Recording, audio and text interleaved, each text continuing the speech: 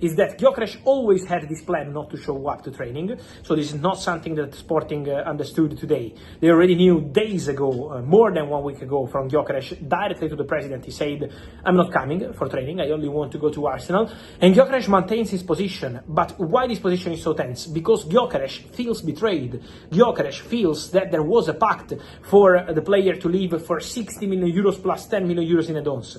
He doesn't feel that that pact is being respected. Arsenal offered 65 and not 60, so even more than what was expected, and Sporting didn't accept because they want more than 65 fixed. They want at least 70. So this is the point. There is still a tense situation, but Arsenal keep working on the deal. All parties want to win their own war in this story, but for sure, Viktor Gyökeres maintains his point. He wants to go to Arsenal. He has an agreement with Arsenal on 5-year contract. And so he's not planning to stay at Sporting this summer or for the next 3 years. This is the position of Gyökeres. Sporting maintain their position in public and in private, but Arsenal, behind the scenes, keep working on the Gyökeres deal. So now, guys, you understand that the situation is quite tense, but Arsenal are still working on it. So deal on for Gyökeres between a complicated, tense situation between all parties involved in the story. Some positive news. Arsenal to find a striker. Jules, tell us the latest on Gyökeres and what's going on with regards to his situation in Portugal at the moment. Well, we know that he hasn't showed up for pre-season, for the first day of training, which is not something that I think players do usually, but he wants to not force the move, but he doesn't understand why this is not done, and I think he's got a point. It seems that Sporting are very difficult to negotiate with and deal with when they're happy with the feed and they change their mind and ask for more money. There's a lot of issues with the structure of the deal and things like that, which again should not be happening, but it happens because the release clause of Gyokeres, which is 100 million euros, and Arsenal are not going to pay that, but there's a gentleman's agreement that we mentioned on the show before between Gyökeres and Sporting that he can go for less money than that. It's just for how much money exactly are they going to let him go, and that seems to change a lot quite regularly with Sporting, and they're very public owner and president. So it's not an easy negotiation at all for that, and that's why I think he's taking a little bit more time than really he should have and what people were expecting. But it's going to happen? Yeah, I think it will happen. He wants to go there. They are in very strong position. They're not far from a full agreement, but it seems that, yeah, Sporting are not always easy to deal with. I was thinking, Jules, not since you championed Karim Benzema to be Ballon d'Or have we seen such propaganda coming from your social media regarding a player, and that is Madueke making the move from Chelsea. I can't...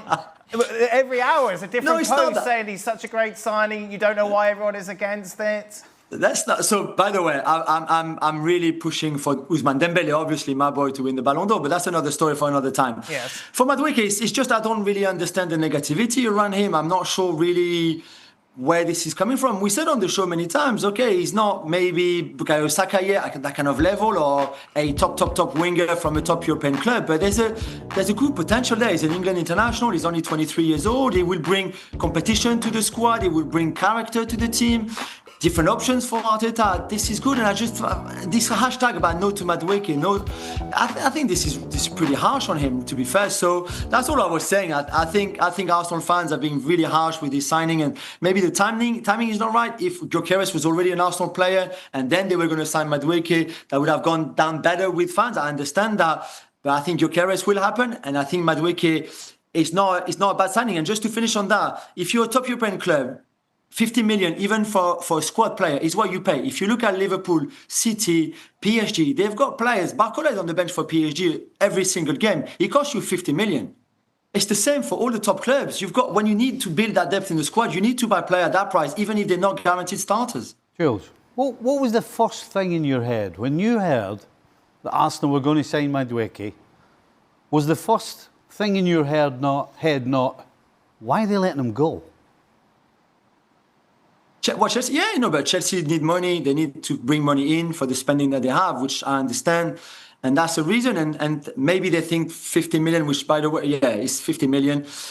It's a good amount for somebody we bought for 30 million 2 years ago. I get that, Stevie. But I think that's the price for wingers right now. It was maybe not the case 2 years ago. But right now, every winger will go for similar price.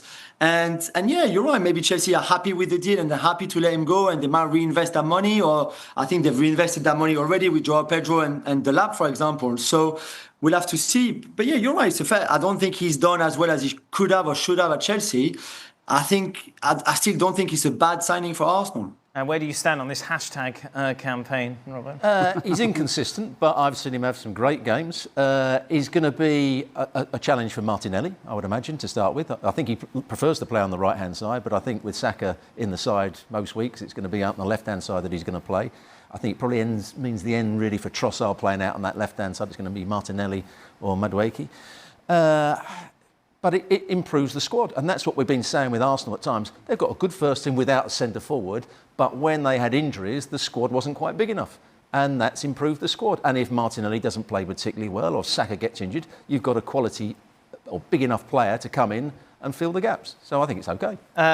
Mark, that's it, isn't it? Last show for you with us. Beautiful stuff. Thank you very much. You're going to stock up on Hershey's, really, to take home.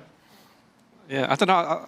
I may not do it after the game tomorrow, the big game. I don't know. You might see me again tomorrow, Dan. Who knows, of course, after the final. Oh, you're right. Exactly. Yeah. Target Viktor Gyökeres will face disciplinary proceedings at Sporting after he failed to turn up to training today. Gyökeres was due back after the club gave him permission to delay his return.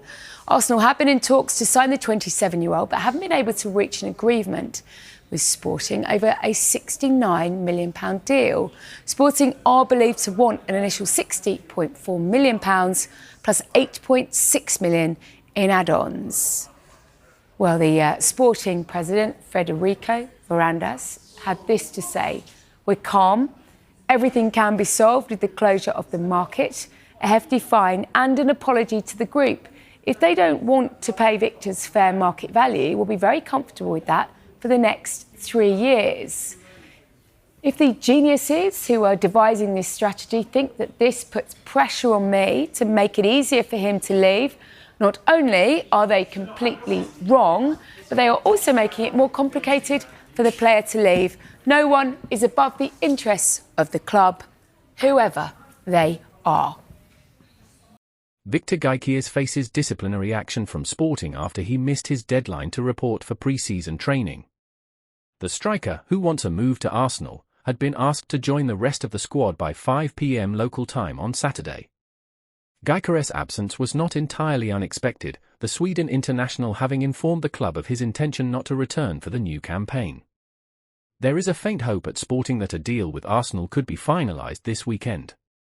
Sporting intend to fine Gyökeres unless he can present a legitimate justification for his absence, such as medical grounds, extended leave authorised by the board or an urgent family matter.